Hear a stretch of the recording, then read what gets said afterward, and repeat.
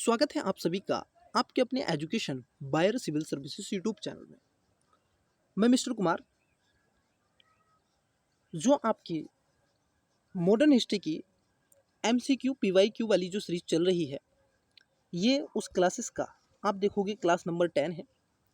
हमने 1000 क्वेश्चन का आपसे वादा किया है कि 1000 क्वेश्चन हम मॉडर्न हिस्ट्री के आपसे करवाएंगे, और यकीन नहीं आता तो देख लीजिएगा, आप पाओगे कि पूरी मॉडर्न हिस्ट्री रिवाइज हो जाएगी अंतिम तक जाते जाते। और इसका मूलभूत उद्देश्य है, जिस स्टूडेंट्स को यूपीएससी और स्टेट पीसीएस में यदि मॉडर्न हिस्ट्री से जुड़े हुए किसी भी क्वेश्चन को लेकर के दिक्कत होती है, तो वो इस क्लासेस को ज्वाइन आवश्यक रूप से कीजिएगा, उसको जरूर आप शेयर कीजिएगा वीडियो। और यदि आप चैनल पर पहली बार आए हैं तो तहे दिल से आपका बहुत बहुत स्वागत है। आप चैनल को सब्सक्राइब कर लीजिएगा, बेल आइकन को प्रेस कीजिएगा ताकि इससे जुड़ी अपडेट आपको मिलते रहें। हमने अब तक 9 क्लासें आपको उपलब्ध करा दी गई हैं। क्लास नंबर ये 10वीं है। दोस्तों के साथ में वीडियो को शेयर कीजिएगा। कुछ क्वेश्चन मैं आपसे पूछता हूँ, कुछ क्वेश्चन मैं डिस्कस करता हूँ, और आप और मिलकर हम दोनों आपस में बातचीत करते हैं और अपनी तैयारी को और ज़्यादा आपकी तैयारी को बूस्ट करने का काम करते हैं। तो चलिए समय न गवाते हुए पहला क्वेश्चन देखते हैं। वीडियो को लाइक शेयर सब्सक्राइब जरूर कर दीजिएगा, क्योंकि आपका सब्सक्रिप्शन ही हमारी ताकत है और ये हमें एक मोटिवेशन देता है। समय न गवाते हुए पहला क्वेश्चन लेते हैं। आई होप आपको क्वेश्चन विजुअल हो रहा होगा। स्टूडेंट्स कह रहे हैं कि सर क्वेश्चन को जूम कर लीजिएगा, क्योंकि मैं पहले क्या करता था, इस तरीके से क्वेश्चन करवाता था, इससे पूरा क्वेश्चन दिखता है। बट कभी कभी क्या होता है ना, अब ऐसे क्वेश्चन को मैं जूम करता हूँ तो इसमें दूसरा क्वेश्चन भी दिखता है, लेकिन दिखते तो उसमें भी है। खैर चलिएगा, जैसे आपकी इच्छा वैसे हम करेंगे, क्योंकि आपका परिवार है, आपकी इच्छा, तो आपके अनुसार चीज़ें होंगी। आइए पहला क्वेश्चन लेते हैं। देखिए क्या है, नेहरू रिपोर्ट में निम्नलिखित में क्या प्रावधान थे। नेहरू रिपोर्ट कब आई थी सर? 1928 में नेहरू रिपोर्ट आई थी। It's clear. चलिए, पहला है मौलिक अधिकार, दूसरा है पृथक निर्वाचन, तीसरा है भारतीयों के द्वारा निर्वाचित वायसराय, चौथा है सार्वत्रिक वयस्क जो वयस्क मताधिकार है। अब कौन सा सही है आपको वो बता रहे हैं सर। देखिए कौन कौन सी बातें यहाँ पर है। आप देखोगे, अगर नेहरू रिपोर्ट की अगर आपने बात की है, तो नेहरू रिपोर्ट में कहीं भी पृथक निर्वाचन की बात नहीं थी। मौलिक अधिकारों की बात बिल्कुल, ये बात ठीक थी। तो जहाँ पर एक है वो तो सही होगा, लेकिन नहीं तो सब में है। लेकिन जहाँ दो है वो नहीं होगा, तो बी तो इसका आंसर होगा नहीं। भारतीयों के निर्वाचन वायसराय, देखो वायसराय को तो खत्म करने की बात हम करेंगे, कभी भी ये नहीं करेंगे कि वायसराय बना रहे, इसको हटाओ, हमें स्वराज चाहिए, हम अपने ऊपर शासन स्वयं का चलाएंगे। तो जहां तीसरा है वो भी खत्म, तो डी भी खत्म। अब बचा आपका चौथा और पहला। पहला तो ठीक है, यहाँ पर आप देखोगे सर्वात्रिक वैश्य मताधिकार की बात यहाँ पर की गई थी, तो इसलिए आप देखोगे इसका राइट आंसर क्या है, 1 और 4। ऑप्शन नंबर सी इसका करेक्ट आंसर हो जाएगा। ठीक है, चलिए अगले क्वेश्चन की बात कर लेते हैं। अगला क्वेश्चन देखते हैं। यहाँ पर क्वेश्चन देके रखा है साइमन कमीशन से, ठीक है, रिलेटेड क्वेश्चन है। देखिए ये कह रहे हैं, कथन कारण वाला क्वेश्चन है। मैं हर बार बताता हूँ, जो कथन होता है वो कारण पर टिका होता है, मतलब जो कारण है वो बेस है कथन का। अब वहाँ पर दोनों सही है, एक्सप्लेनेशन हो रहा है नहीं है, ठीक है। आइए मैं बताता हूँ कैसे पढ़ते हैं। देखिए, साइमन कमीशन में 7 सदस्य श्वेत लिए गए थे, बात एकदम ठीक है। 7 सदस्य, 7 के 7 अंग्रेज थे, और ये 1927 में भारत आया था। इसका विरोध हुआ था, ये आप सभी जानते हैं। गो बैक साइमन के नारे आपको लगे थे, इसमें कोई दोरागिरे नहीं था। पहली वाली बात ठीक है। कारण है क्योंकि, अब जब कारण पढ़े तो क्योंकि कर दें। साइमन कमीशन में 7 सदस्य श्वेत लिए गए थे क्योंकि यह कमीशन ब्रिटिश पार्लियामेंट के सदस्यों से लिया गया था, और कमीशन में कोई भारतीय सदस्य नहीं था। अब थोड़ा सा यहाँ पर आप पाएंगे कि सर थोड़ा गलत हो गया। ये कह रहे हैं कि कोई भी भारतीय सदस्य नहीं था, ये गलत है। इसमें भारतीय सदस्य समथिंग 3 सदस्य थे। आप मुझे कमेंट्स बॉक्स में उनका नाम बताइएगा। आप पे केवल इतना मैं काम दे रहा हूँ, आप इसको कमेंट्स बॉक्स में आवश्यक रूप से नाम बताइएगा, कौन कौन से वो सदस्य थे जो इसमें पार्टिसिपेट किया था, नाम बताइएगा। बाकी चीज़ें मैं एक्सप्लेनेशन कर रहा हूँ, मुझे पता है नाम का, लेकिन आपसे पूछना है।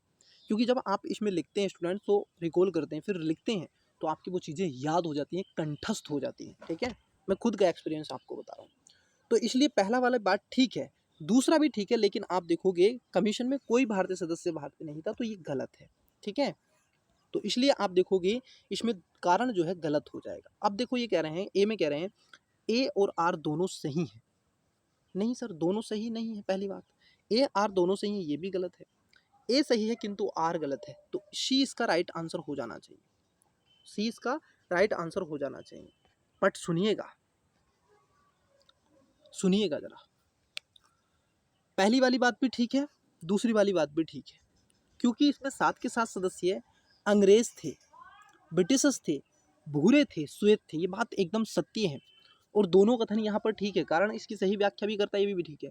इसमें भारतीय कोई नहीं था, परंतु जब इसकी आप देखोगे जांच की गई थी, इसके लिए एक कमेटी बैठाई गई थी, तो उसमें सदस्य आप देखोगे 3 सदस्य भारतीय थे, ये बात एकदम ठीक है। तो इसलिए आप देखोगे कथन कारण दोनों ठीक है, राइट आंसर इसका ए हो जाएगा।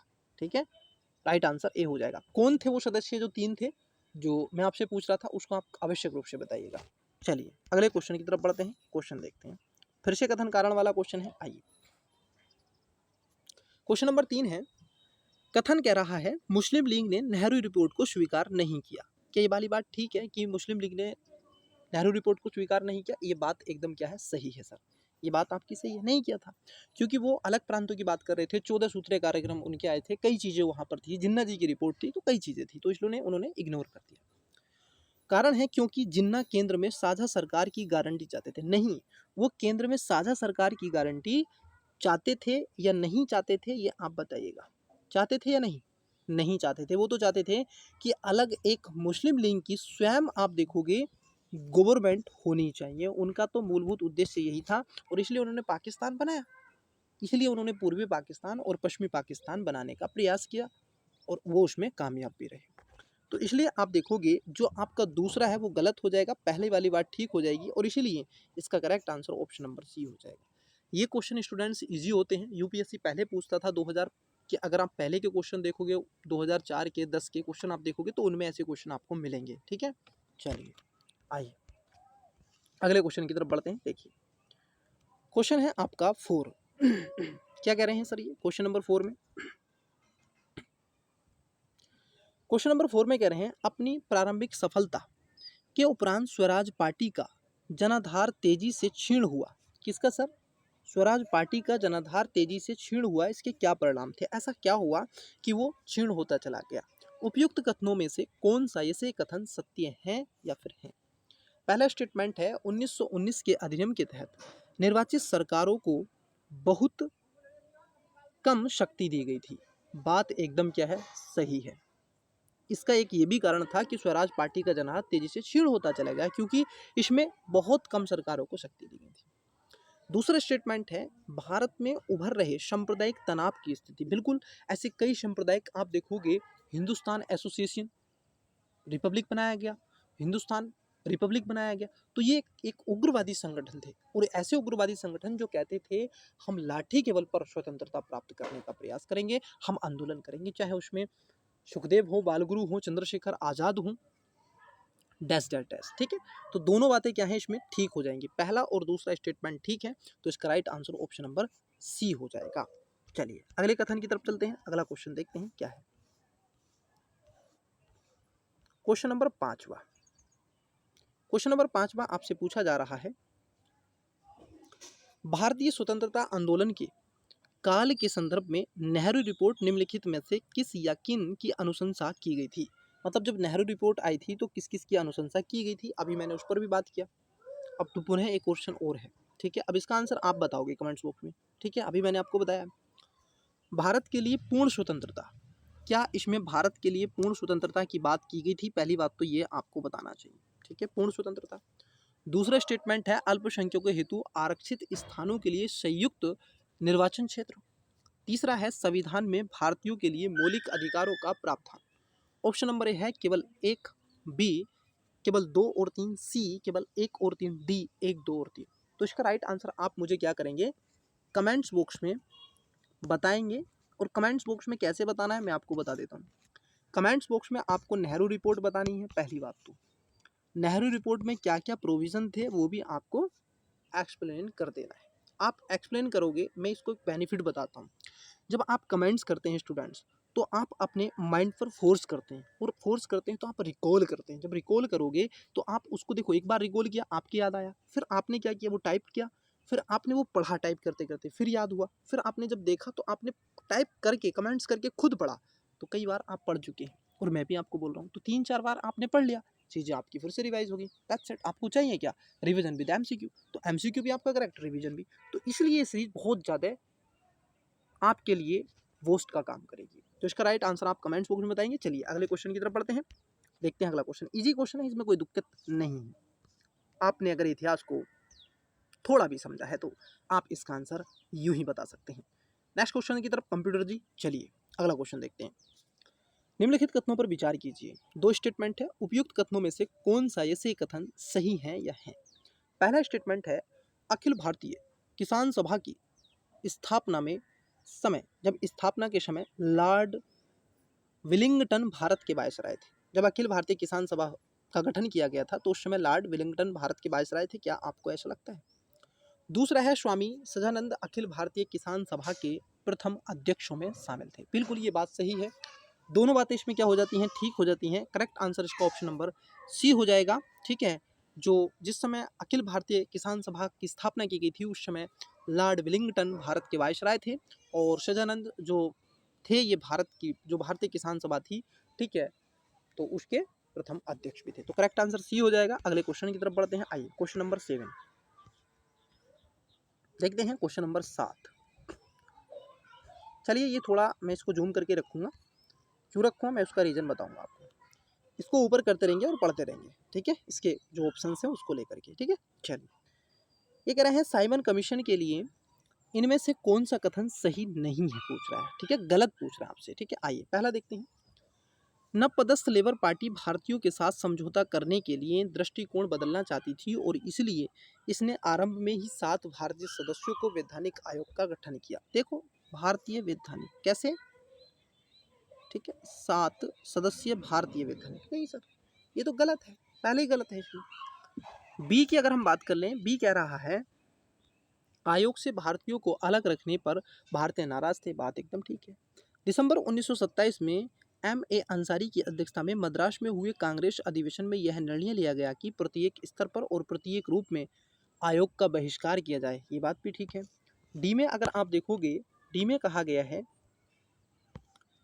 साइमन विरोध आंदोलन का एक बड़ा योगदान यह था कि भारतीय आंदोलन में तत्कालीन संपर्क स्थापित हुआ और न केवल पूर्ण स्वराज की मांग का जन्म हुआ बल्कि समाजवादी आधार पर प्रमुख सामाजिक आर्थिक परिवर्तन की मांग भी की गई। बात एकदम इसमें बी सी डी करेक्ट है, मतलब सही व्याख्या है, जबकि जो ए है वो आपका गलत हो जाता है। तो इसमें पूछा है सही नहीं है तो आप कहोगे सर इसका राइट आंसर ए है। ठीक है, चलिए अगले क्वेश्चन की बात करते हैं। नेक्स्ट क्वेश्चन देखते हैं। देखिए क्वेश्चन क्या है। क्वेश्चन है आपका साइमन कमीशन से रिलेटेड। क्वेश्चन नंबर 8 ये कह रहे हैं साइमन कमीशन रिपोर्ट के संदर्भ में निम्नलिखित कथनों पर विचार कीजिए। मैंने कहा ठीक है, बताइएगा। 3 स्टेटमेंट है। पहला, इसमें भारतीय रियासतों एवं संप्रभु शक्ति के मध्य संबंधों की जांच कर रिपोर्ट प्रस्तुत की गई। ऐसा है क्या? ऐसा हुआ? दूसरा है, इसमें एक अखिल भारतीय संघ की स्थापना की संकल्पना की गई जिसमें देशी रियासतों की भी शामिल करना था। भाई देखो, इसमें अखिल भारतीय संघ की स्थापना का कोई भी मुद्दा नहीं उठाया गया था। ये गलत है। पूछा आपसे सही नहीं है, सॉरी आपसे पूछा है सही नहीं है। ठीक है, तो पहले वाली बात इसमें गलत है। इसमें भारतीय रियासतों को संप्रभु शक्ति के मध्य संबंधों की नहीं, इसमें संप्रभु नहीं बनाया गया, तो ये तो गलत है। दूसरा है, इसमें एक अखिल भारतीय संघ की स्थापना की संकल्पना की गई जिसमें देशी रियासतों को भी शामिल करना था। ये भी बात ठीक है। इसने केंद्र को पूर्ण उत्तरदायी शासन की सिफारिश की। साइमन कमीशन ने कभी भी पूर्ण उत्तरदायी शासन की सिफारिश नहीं की थी केंद्र को। ठीक है, प्रांतों की बात कर रहा था। तो पूछ रहा है कौन सा कथन सही नहीं है। ऑप्शन नंबर ए केवल 1, बी केवल 2, सी 2 और 3, डी 1 2 1 और 3। तो इसमें राइट आंसर आप देखोगे, करेक्ट आंसर है ऑप्शन नंबर डी। 1 और 3 इसमें गलत है और बाकी का दूसरा सही है। आइए अगले क्वेश्चन की तरफ बढ़ते हैं। अगला क्वेश्चन देखते हैं। क्वेश्चन नंबर 9 है।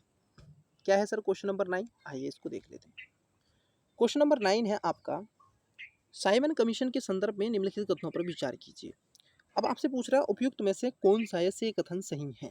पहला है स्टेटमेंट, इसने केंद्र और प्रांतों में उत्तरदायी सरकार के गठन की सिफारिश की थी। दूसरा है, इसमें कोई भी भारतीय न होने के कारण कांग्रेस सहित तत्कालीन सभी संगठनों ने इसका विरोध किया था। नहीं, कुछ संगठन ने इसका समर्थन भी किया था। इसलिए इसमें दोनों कहीं ना कहीं आप देखोगे गलत है। पूछा है सही केवल एक, बी केवल 2, सी 1 2 दोनों, डी ना तो एक नहीं दो। तो करेक्ट आंसर क्या हो जाएगा? ऑप्शन नंबर डी हो जाएगा। आइए अगला क्वेश्चन देखते हैं। अगला क्वेश्चन क्या है? अगला क्वेश्चन है आपका, मार्टेंग्यू चैम्सफोर्ड सुधार प्रस्ताव किससे संबंधित था? ये जो आप देखो कि लाया गया था, ये 1919 में लाया गया था, सॉरी 1909 में लाया गया था। ऑप्शन नंबर ए है सामाजिक सुधार, बी शैक्षणिक सुधार, सी पुलिस सुधार या फिर डी संवैधानिक सुधार। तो ऑप्शन नंबर इसका डी करेक्ट आंसर हो जाएगा। आप देखोगे यह एक संवैधानिक सुधार था जो लाया गया था। ठीक है, इसका राइट आंसर ऑप्शन नंबर क्या हो जाएगा? डी इसका करेक्ट आंसर हो जाएगा। चलिए अगले क्वेश्चन की तरफ बढ़ते हैं, अगले क्वेश्चन को देखने का प्रयास करते हैं। आइए अगले क्वेश्चन की तरफ चलते हैं सर। देखिए अगला क्वेश्चन देखते हैं। अगला क्वेश्चन क्या है? देखिए क्वेश्चन क्या पूछा है। अगला क्वेश्चन है आपका, पूना पैक्ट से संदर्भित निम्नलिखित कथनों पर विचार कीजिए। उपरोक्त कथनों में से कौन सा ये से कथन सत्य है या है? स्टेटमेंट है पहला, इस पैक्ट के अनुसार दलितों के लिए पृथक निर्वाचन प्रणाली समाप्त कर दी गई थी। दूसरा है, विधायिका में दलित वर्ग के लिए आरक्षित की व्यवस्था की गई थी। पूछ रहा है कौन सा सत्य है? केवल ऑप्शन नंबर ए केवल एक, बी केवल 2, सी 1 2 दोनों, डी ना तो एक ना ही दो। तो करेक्ट आंसर हो जाएगा ऑप्शन नंबर आप देखोगे सी। इसमें दोनों बातें क्या हैं? ठीक हो जाती हैं। ठीक है, आइए अगले क्वेश्चन की बात कर लेते हैं। क्योंकि पूना पैक्ट के अनुसार जो महात्मा गांधी और डॉक्टर अंबेडकर के बीच में हुआ था, तो इसमें खास तौर पर आप देखोगे दलितों के लिए पृथक निर्वाचन की प्रणाली समाप्त कर दी गई थी और उनको रिजर्वेशन दे दिया गया था। वहीं दलितों के लिए आरक्षण दिया गया था। ये बात ठीक है, तो ऑप्शन नंबर सी हो जाएगा। अगले क्वेश्चन की तरफ बढ़ते हैं। चलिए अगला क्वेश्चन देखते हैं।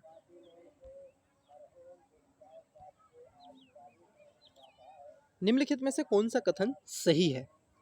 दो स्टेटमेंट है। पहला है, सांप्रदायिक पंचायत गोलमेज सम्मेलनों के आधार पर लाया गया था।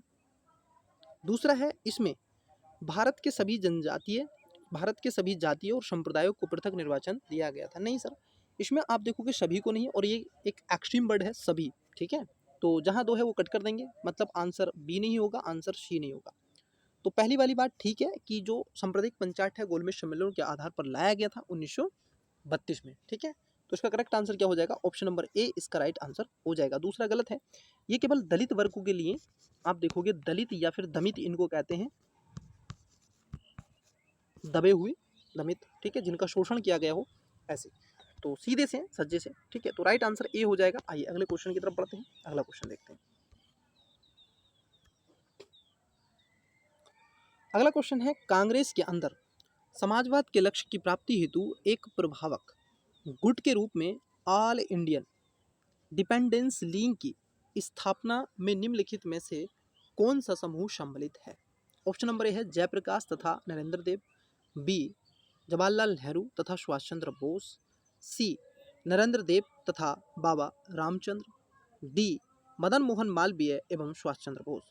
तो इसका राइट आंसर क्या हो जाएगा स्टूडेंट्स? आप भी वीडियो को पोस्ट करके इसका राइट आंसर बता सकते हैं, परंतु इसका करेक्ट आंसर हो जाएगा ऑल इंडिया डिपेंडेंस लीग की जो स्थापना की थी, आप देखोगे जवाहरलाल नेहरू ने की थी और उनके साथ दिया था सुभाष चंद्र बोस जी ने। तो इसका right answer option number B हो जाएगा।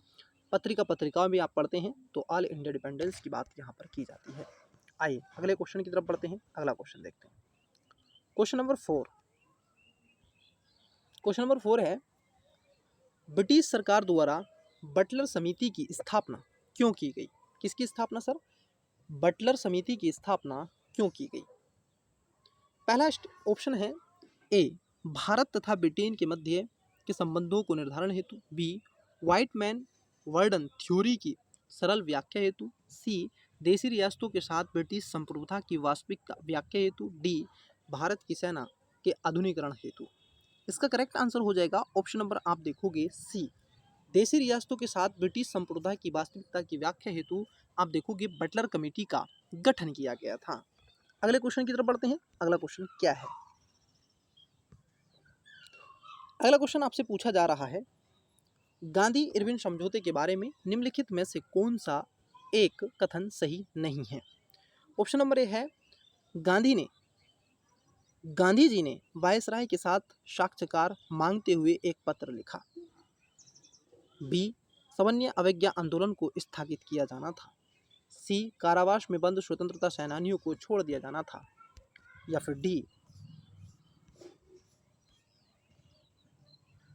समस्त अधिहित जमीनें मूल स्वामियों को वापस लौटाई जानी थी। इसका जो गलत आंसर है वो है ऑप्शन नंबर डी। आप देखोगे गलत है, और ऊपर वाले ए बी सी आपके सही हैं, लेकिन डी गलत है, क्योंकि यहाँ पर कह रहे हैं कि समस्त जमीन, जो समित अधिकृत जमीनों को मूल स्वामियों को लौटाना था। नहीं, यहाँ पर ये बात कही गई थी, मान लीजिए ये ए है, ये बी है और ये सी है। एक ही ज़मीन थी और ये बी है। अब एक ही ज़मीन को बी ने क्या कर दिया है, बेच दिया है किसको, सी को। अगर ये तीसरी पार्टी को नहीं बेची गई है तो आप ये ज़मीन वापस लौटा देंगे, और बेच दी गई है तो फिर नहीं। ठीक है, ये बात यहाँ पर की गई थी। तो समस्त को नहीं था, केवल यही था। आइए अगले क्वेश्चन की तरफ बढ़ते हैं। क्वेश्चन नंबर अगला देखते हैं सर, क्या है, देखिए अगला क्वेश्चन। नेक्स्ट क्वेश्चन है आपका, देखिए अगला क्वेश्चन। क्वेश्चन है आपका, गांधी इरविन समझौते के संदर्भ में नीचे दिए गए कथनों पर विचार कीजिए। 3 स्टेटमेंट है, उपयुक्त में से कौन सा ये से कथन सही है या है। पहला स्टेटमेंट है, ब्रिटिश सरकार सविनय अवज्ञा आंदोलन के दौरान गिरफ्तार सभी कैदियों को रिहा करने को सहमत हो गई थी। यहाँ पर एक और शब्द मैं फिर से कहूँगा, एक्सट्रीम वर्ड को यहाँ पर जोड़ा गया, सभी कैदियों। केवल उन कैदियों की बात यहाँ पर की गई थी जो स्वतंत्रता सेनानी नहीं थे, आम आदमी थे, सिविलियन थे, जो विद्रोही नहीं थे, जो आंदोलन नहीं कर रहे थे, केवल आगे थे पार्टिसिपेट में। ठीक है, उनको छोड़ा जाए। तो पहला स्टेटमेंट गलत हो जाएगा। जहाँ पहला गलत है तो ए आंसर नहीं होगा, डी आंसर नहीं होगा। दूसरा स्टेटमेंट है, लोगों को उपयोग के लिए नमक बनाने का अधिकार दिया गया। तीसरा है कि इस समझौते के तहत कांग्रेस ने सविनय अवज्ञा आंदोलन रोक दिया। पूछा है आपसे कौन सा सत्य है, तो ऑप्शन नंबर आप देखोगे, ए केवल 1, बी 2 और 3, सी केवल 2, डी 1 2 3। तो इसमें राइट आंसर क्या हो जाएगा, एक मतलब गलत है, पहला वाला गलत हो जाएगा, दूसरा और तीसरा इसमें सही है। तो राइट आंसर इसका क्या हो जाएगा सर, बी इसका राइट आंसर हो जाएगा। ठीक है, इसका correct answer option number B हो जाएगा। आइए, 5 मार्च 1930 को हुआ था ये समझौता। आइए पहले क्वेश्चन देख लेते हैं, फिर इसके नीचे स्टेटमेंट हम देख लेंगे, क्योंकि थोड़ा बड़ा क्वेश्चन है इसलिए। देखिए sir, question number 7, question number 7 क्या कहता है, इसको जरा जान लेते हैं। ब्रिटिश शासन के प्रति विरोध व्यक्त करने के लिए गांधी जी ने नमक को एक प्रतीक के रूप में चुना और दांडी मार्च क्यों किया था, ये पूछ रहे हैं। पहला स्टेटमेंट है, भारत के लंबे समुद्र तट को देखते हुए बड़े पैमाने पर प्रभावी प्रतिरोध प्रदर्शन किया जा सकते थे। दूसरा है, घराशाना नामक कारखाना एक ऐसा रणनीतिक स्थान माना गया जो गांधी जी के आश्रम और समुद्र तट के निकट था। तीसरा है, गांधी जी का मानना था कि नमक कर इंसान द्वारा बनाया जा सकने वाला सर्वाधिक अमानवीय कर है। चौथा है, नमक व्यापक जनपीड़ा और स्वराज की आवश्यकता की ठोस अभिव्यक्ति था। आप देखोगे इसमें पूछा है आपसे सही, कूट है एक, केवल एक, बी केवल 1 और 2, तीसरा कूट है आपका केवल 1 2 और 3, चौथा कूट है आपका 3 और 4। अगर आप बात कर लें इसमें पहले वाले स्टेटमेंट की, तो ये गलत है, क्योंकि समुद्र तट पर था ऐसा नहीं था, लंबे समुद्र तट नहीं। दूसरा था कि घरासान कारखानों को लेकर के कि समुद्र तट के निकट था, ये भी नहीं था। हाँ, अगर आप तीसरा स्टेटमेंट और चौथा स्टेटमेंट पढ़ते हैं तो आपको स्वयं विजुअलाइज इसका आंसर मिलेगा कि गांधी जी का मानना था कि नमक कर जो है इंसान द्वारा बनाया जा सकने वाला सर्वाधिक अमानवीय कर है, क्योंकि नमक हम डेली बेसिस पे कंज्यूम करते हैं और ये जन सामान्य से जुड़ा हुआ था। चौथा इसलिए है, आप देखोगे, नमक व्यापक जनपीड़ा से स्वराज की आवश्यकताओं का ठोस अभिव्यक्त था। भाई आपके घर में जैसे कहते हैं ना, हमारे नमक खाता है हमें ही हलाल करता है, उसी में खाता है उसी में छेद करता है। ये आपने वाक्य सुना होगा, ये नॉर्थ इंडिया में बड़ा पॉपुलर वाक्य है, बोला जाता है, उसी थाली में खाते हो उसी में थूक देते हो। ठीक है, तो महोदय आप देखोगे इसका राइट आंसर तीसरा और चौथा, मतलब आंसर हो जाएगा इसका करेक्ट ऑप्शन नंबर डी, इसका राइट आंसर हो जाएगा। क्या हो जाएगा, correct answer option number D हो जाएगा। आइए अगले क्वेश्चन की तरफ बढ़ते हैं। देखिए सर, क्वेश्चन क्या है उसको जरा जान लेते हैं। क्वेश्चन है आपका 8वां और इस क्लास का अंतिम क्वेश्चन है। देखिए सर क्या है, कम्युनल अवार्ड के संदर्भ में निम्नलिखित कथनों पर विचार कीजिए, जो कि आया था आपका 1932 में रैमजे मैकडोनाल्ड की अध्यक्षता में। ठीक है, डॉक्टर अंबेडकर को ध्यान में रखते हुए ये चीज़ें लाएगी। तो पूछा है कम्युनल अवार्ड के संदर्भ में निम्नलिखित कथनों पर विचार कीजिए। पहला स्टेटमेंट है, इसमें प्रत्येक अल्पसंख्यक समुदाय के लिए विधानमंडल में कुछ सीटें आरक्षित की गई, जिसका चुनाव पृथक निर्वाचन मंडल से होना था। दूसरा है, ब्रिटिश प्रधानमंत्री रैमजे मैकडोनाल्ड ने 8 अगस्त 1931 को कम्युनल अवार्ड की घोषणा की थी। तीसरा है, दलित हेतु पृथक निर्वाचन क्षेत्र के विरोध में महात्मा गांधी ने यरवदा जेल में आमरण अनशन किया और जिसका मदन मोहन मालवीय द्वारा विरोध किया गया। पूछ रहा है, उपयुक्त कथनों में से कौन सा ये से कथन सही है या है। ऑप्शन नंबर ए है केवल 1 और 2, बी केवल 2 और 3, सी केवल 1 और डी केवल 1 और 3। इसका करेक्ट आंसर स्टूडेंट्स आप बताएंगे मुझे कमेंट्स बॉक्स में। तो इसका करेक्ट आंसर आप मुझे कमेंट्स बॉक्स में बताना मत भूलिएगा और मन लगा के पढ़ते रहिएगा। इन सब के अलावा मैं आपको एक और इन्फॉर्मेशन देना चाहता, यूपीएससी के लिए और यूपीपीसीएस के लिए, अदर कॉम्पिटिटिव एग्जाम के लिए जो वनडे एग्जाम आप दे रहे हैं, ठीक है, आपका जो एजुकेशन बायर है आपको न केवल मॉडर्न हिस्ट्री के पीवाईक्यू कवर करवा रहा है, बल्कि इसके साथ साथ हमने रीजनल ज्योग्राफी के एमसीक्यू मैंने स्टार्ट कर दिए हैं। ठीक है, आपने वो क्लास नहीं देखी है तो देखिएगा, एक क्लास हो चुकी है, मैंने दूसरी क्लास भी आपको अपलोड करा दी जाएगी कल। ठीक है, मतलब आज ही, इसके साथ ही मैंने इससे पहले वो क्लास ली थी, शायद वो अपलोडिंग पर कर दी गई होगी, टेक्निकल टीम से मैं बोल दूंगा, अपलोड करा दी जाएगी। इन सब के अलावा स्टूडेंट्स मैं आपको बताना चाहता, इसमें जो ये जो क्लास है ये क्यों महत्वपूर्ण है, क्योंकि वर्ल्ड मैपिंग इसमें कवर की जा रही है। जी हाँ, आप सही सुन रहे हैं, बिल्कुल एकदम सही। आप वर्ल्ड मैपिंग वाले क्वेश्चन यहाँ से मैंने लिए हैं सारे क्वेश्चन। ठीक है, वर्ल्ड मैपिंग वाले क्वेश्चन लिए हैं, जिसमें मैंने आपका रिवर सिस्टम लिया है, उसके साथ साथ माउंटेन लिया है, उसके साथ साथ प्लेटू लिया है, उसके साथ साथ ट्राइब्स लिया है, उसके साथ साथ कुछ ऐसे प्लेस भी मैंने लिया है। ठीक है, कुछ ऐसे प्लेसेस पर भी मैंने आपसे चर्चा की है, तो ये भी दे रहा है। उन सब के अलावा यूपीएससी, आप देखोगे यूपीएससी के 2015 से 2024 तक के, अब तक 24 तक प्रीलिम्स हुआ है सर यूपीएससी का, तो हम उन प्रीलिम्स पर भी आपसे डिस्कस कर रहे हैं, चर्चा कर रहे हैं। मैंने आपको 2020 का पहला भाग 1 से 50 तक उपलब्ध करा दिया गया है, 1 से 50 क्वेश्चन मैंने वो ले लिए हैं। ठीक है, तो वो मैंने अपलोड करा दिए। 2015 का पेपर 16, 17, 18, 19 और 20 का मैंने हाफ पेपर आपसे सोल्व करा दिया गया, उसको भी देखिएगा। इन सब के अलावा मैंने, आप देखोगे आरओ एआरओ, इसके जो पीवाईक्यू हैं, इसके जो आपके पीवाईक्यूज हैं वो भी मैंने आपसे कवर किए हैं 2018 से। ठीक है, 2018 से 2023 तक ये भी मैंने आपसे कवर, जो भी लास्ट इसकी परीक्षा हुई थी।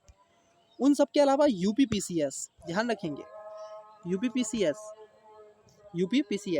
पीएससी, तो इस पर भी मैंने आपसे चर्चा की है। इसमें 2018 से 2023 तक के जो आपके पेपर हुए हैं वो भी मैंने डिस्कस किए हैं, जीएस पेपर नंबर 1। ठीक है, इन सब के अलावा आपको और भी बहुत सारी चीज़ें, चाहे वो क्विक रिवीजन हो, चाहे वो मैपिंग की क्लासेस हो, चाहे वो करंट अफेयर घटनासार हो, उस पर, हाँ, एक और मैंने सीरीज चला के रख रखी है, आपके 500 प्लस क्वेश्चन। ठीक है, 500 प्लस क्वेश्चन है, ये एमसीक्यू है। ठीक है, इस क्लास को भी आप देखिएगा, ये यूपीपीसीएस। आप अगर उत्तर प्रदेश से संबंधित कोई एग्जाम दे रहे हैं, भारत से संबंधित कोई एग्जाम दे रहे हैं, तो ये करंट बेस 500 प्लस क्वेश्चन है। कैसे हैं, आप देखोगे करंट बेस क्वेश्चन है। ठीक है, जो मैं 500 प्लस क्वेश्चन की अभी मैं बात कर रहा था, एमसीक्यू जो थे आपके, ठीक है, एमसी जो क्यू थे, ये आपके 500 प्लस करंट पर आधारित है। किस पर है, करंट बेस ये क्वेश्चन है। ठीक है, और ये सारे क्वेश्चन मैंने बनाए हैं, ये जो बने गए हैं क्वेश्चन है, ये घटनासार पर है। ठीक है, ये किस पर है, घटनासार पर है, जो अर्धवार्षिक घटनासार है। तो इनको आप मिस मत कीजिएगा और दोस्तों के साथ में जितना हो सके एजुकेशन बायर सिविल सर्विस परिवार को बढ़ाने का प्रयास कीजिएगा, क्योंकि आपका सब्सक्रिप्शन ही हमारी ताकत है। और इन सब के अलावा क्वेश्चन नंबर 8 का आंसर बताना मत भूल जाइएगा। मिलते हैं अगले किसी क्लासेस में, तब तक के लिए बेस्ट ऑफ लक, मल्ला के पढ़ते रहेगा, बाय।